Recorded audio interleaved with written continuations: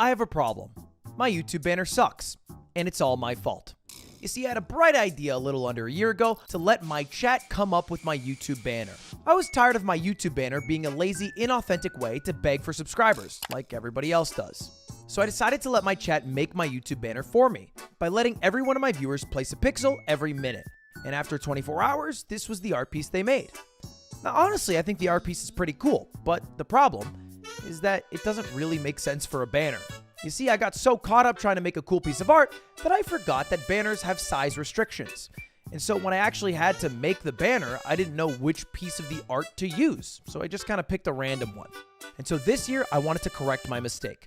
So I decided to announce that I was doing a second version of our/place. And normally when these events are done, you start with a small canvas and then you get bigger as time goes on. But that's just the problem. We're getting bigger as time goes on. So people are drawing art on the outside, which you only see if you look at a YouTube banner on YouTube TV, which nobody does. Most people are going to see my YouTube banner on mobile, which is the smallest space. So I had a plan to show the entire banner space to my chat, and then as time went on, make the space smaller. It would force everybody to work together to make the best art possible in the smallest place possible. Or at least that was what was supposed to happen. What actually happened almost ruined my YouTube channel. Whoa, whoa, whoa, whoa, whoa, whoa! Whoa! Whoa! Hey, we are in the final 16 minutes. We are not about to start throwing tits on low punny. For Christ's sake. As you know, I am God Gamer. However, I have never tackled the front of mobile gaming. Until now, with Call of Dragons. If you don't know, it's an MMO fantasy conquest game. Basically a really hard strategy game with MMORPG elements. And if it sounds a little complicated for you, well, it is. It's not for a casual gamer. Base building, resource management, army building, PvP, PvE, guild versus environment, guild versus guild. The game has a lot of stuff in it. It's a big game. There's a lot of stuff in the game. But the coolest part of the game are the behemoths. These big, beautiful bosses are what's at the end of every single world. And they're going to take a whole lot to take down. But if you do, and you're good enough, then you can use them later in the game. Look, this is the mighty red dragon. It's like the final boss. If you beat the mighty red dragon, that's when you become a god gamer. Once you've tamed your behemoths, you can deploy them in battle. Different training styles have vastly different effects, even on the same behemoth type. With multiple skill trees to choose from, pairing one behemoth with the right combination of units and heroes is just another example of the depth this game has. Call of Dragons is available on PC and mobile and also has crossplay available, so it doesn't matter where you're playing. And if you download the game right now with the link in the description and use code CODMONSTER, you'll get exclusive stuff in the game. And who knows, maybe it's enough to end up being a god gamer like me. Please use a clip of me looking really good in video games. No! No! Thank you to Call of Dragons. All right, back to the video. But let's start from the beginning, where I started the stream with a 12-hour countdown and the entire canvas to work on, which is a very large space. Immediately, I realized it was almost too big of a space. We only had 5 hours to fill up the entire piece before I reduced the canvas size. And bear in mind, the YouTube TV banner is over 3 times larger than the banner on desktop, even though, again, nobody will see it. So to help push things along, I decided to give my chat some stencils to make some cool art. Like my cat Coots. It's really cute. Until they fucking ruined it.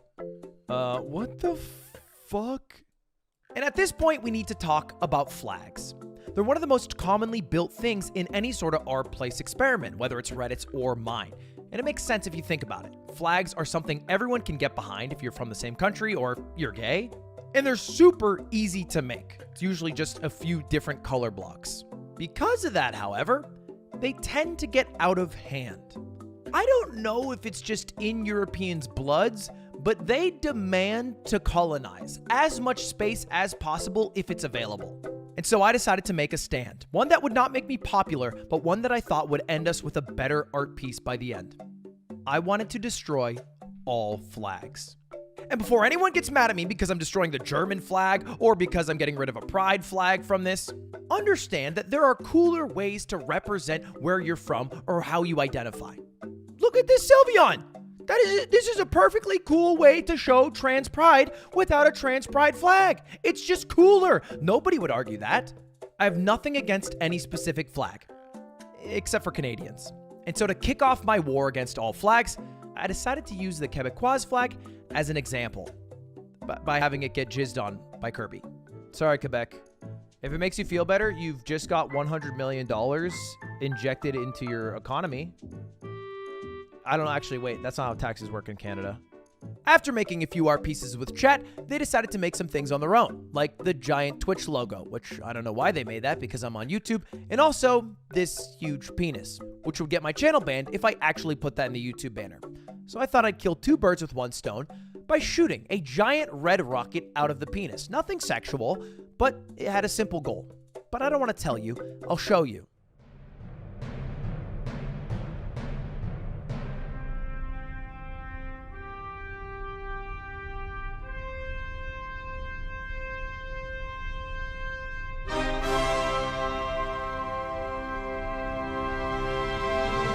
After the switch over to YouTube, it was time to announce that we were shrinking the painting. Instantly, competition for space on the art piece became fierce. You had flag lovers against Pokemon, against rainbows, against the void.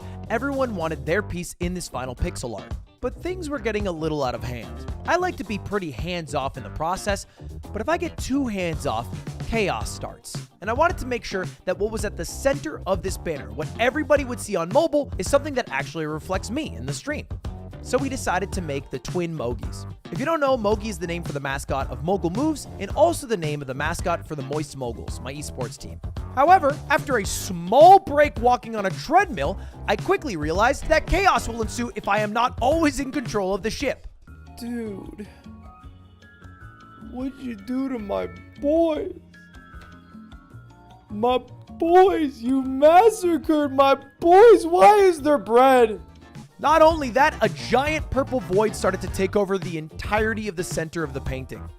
I tried desperately to get my chat to make a small, tiny croc, a shoe that I wear all the time, something I thought reflected me and the stream pretty well. And I was met with rebellion. Pick a different spot. Does it just, the whole thing has to be purple? We can't touch a piece of it? The smack dab in the center, the largest thing in the entire painting, I can't touch a piece of it?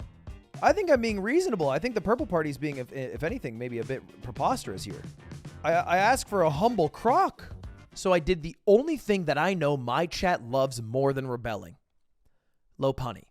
Now I know what you're thinking. This is a bit of a risky maneuver. Putting Lopunny, a character that people often sexualize, could result in something that gets my channel banned off of YouTube.